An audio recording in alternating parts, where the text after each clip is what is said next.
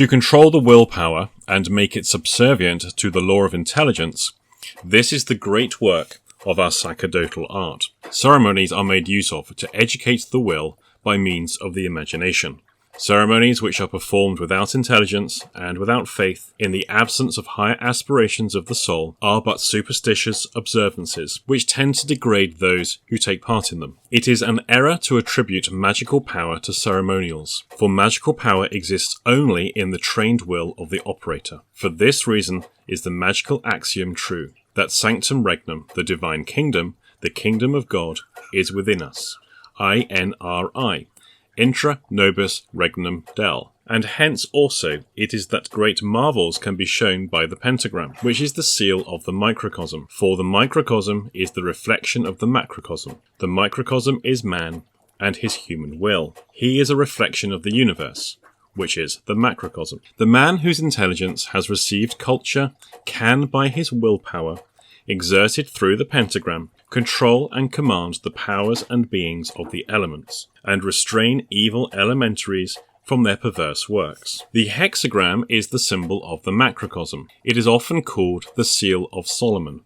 It consists of two interlaced triangles.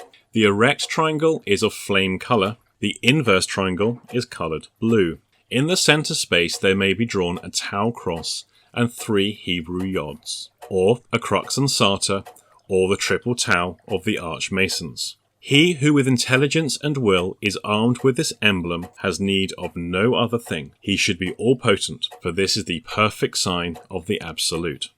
This is the monogram of Hermetic truth. It expresses the subject of the great work. It is made up of the Hebrew, Greek, and Latin letters, and the mode of expressing this ideal in the presence of uninitiates is by the word Azoth, or by the name Magnus. Other magi have applied to it the titles of the flying dragon of Medea and the serpent of the mystical Eden. This is the high and incommunicable tetragram, traced in a Kabbalistic and Hermetic design. All initiates, even of the first grade, will at once understand its symbolism. This emblem is the monogram of the universal gnosis. It is formed of Greek and Latin letters. It expresses by symbols the secrets of the wheel of Ezekiel and the book of St. John the Evangelist. It includes the sign of the labarum of Constantine. This emblem naturally shows the word rota, but viewed in the light of the Kabbalah, the word tarot. These characters with the philosophic cross include all science in esse, and those who are initiates of the Grand Arcanum need no further symbols or emblems, nor do those adepts who know the true but concealed meanings and powers of the words Yakin and Boaz, which are related to the 2 pillars at the porch of the temple, one of which was of white marble, the other black, while both were decorated with brazen ornaments. By these characters the spirits of evil nature are bound and held in control. By these also, if the operator be just and pure, he makes himself known to angels and may incline them to his aims. For indeed nothing can resist in magical arts the combined powers of the pentagram, hexagram, and the tetragram divine. All other signs, seals, and symbols are but arbitrary, and the keys of their meaning may be found in the steganographer and the polygraphia of the abbot Trithemius of Spanheim, or else in the magical treatises of Peter of Urbano, of Paracelsus, Arbutel, or of Cornelius Agrippa. Ever bear in mind that equilibrium results only from the opposition of forces. The active has no existence without the passive. Light without darkness produces no form, and affirmation can only triumph over negation. Love, again, gains a cession of strength from hate, and that hell is the heated soil of such plants as shall bear root in heaven. It should be known also that the great fluidic agent, which is called the soul of the world, which is delineated with the horned head of the cow of Isis to express animal fecundity, is a blind force. The power which the magus wields is composed of 2 opposing forces, which unite in love and disjoin in discord. Love associates contraries, while hate makes similars to be rivals and enemies. Hatred succeeds to love when by saturation the void has become filled. unless the full cannot become empty. But the usual result is an equilibrated saturation, due to mutual repulsions. From these considerations can be deduced the existence and causes of sympathy and antipathy between persons, and so the means of becoming loved can be shown to those who are good as well as wise and discreet.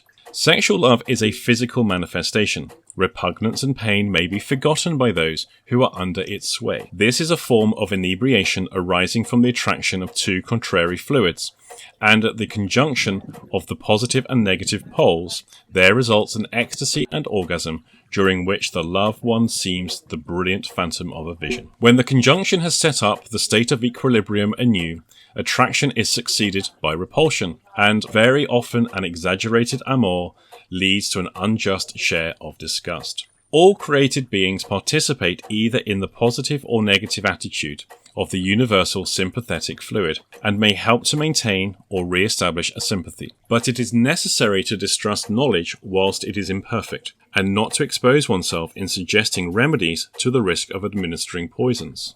Enchantment by means of any object which has belonged to a beloved one is often a magnetic operation, leading to useless yet dangerous results. It is better to establish new currents of force to produce a void where satiety exists, for the surest means of regaining the affection of man or a woman is to bestow some signs of love on another. Consider the bodily and mental disorders which result from solitude and its accompanying fluidic congestions. Due to want of equilibrium, there are nervous maladies, hysteria, hypochondriasis, megrim, vapours, and insane delusions.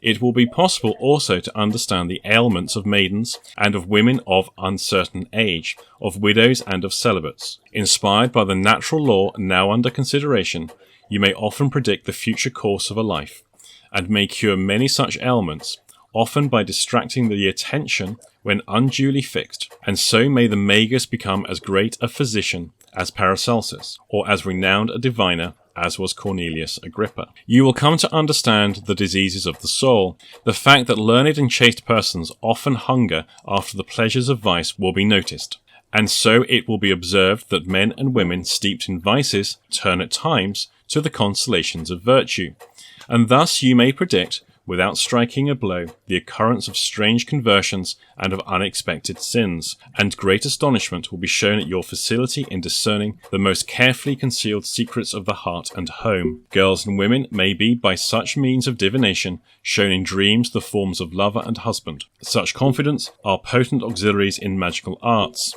Never abuse their position, never neglect their interests, for they are good gifts to the magus. In order to possess an assured sway over the heads and hearts of women, it is essential to obtain the favour of both Gabriel, the angel of the moon, and Aniel, the angel of Venus.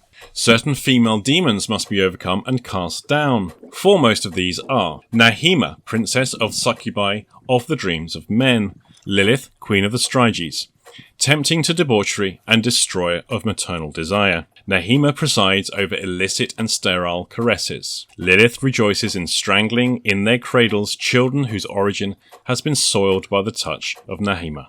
The truly wise master of the Kabbalah understands the concealed meanings of these names and of such demonic evil powers, which are also called the material envelopes or cortices, or shells of the tree of life. Soiled and blackened by the outer darkness, they are as branches which are dead, having been torn off the tree, whence issue light, life, and love.